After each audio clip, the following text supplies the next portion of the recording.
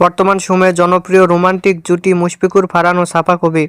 দিন দিন বাংলা নাটকের জনপ্রিয়তা বেড়েই চলেছে। সেই ধারাবাহিকতায় আবারও নতুন নাটক নিয়ে হাজির হয়েছেন জনপ্রিয় এই জুটি। নাটকটির নাম তোর নামে হৃদয়।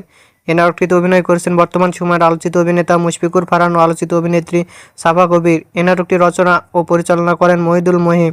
নাটকটি খুব শীঘ্রই ক্যাপিটাল ড্রামার ইউটিউব চ্যানেলে প্রকাশিত হবে।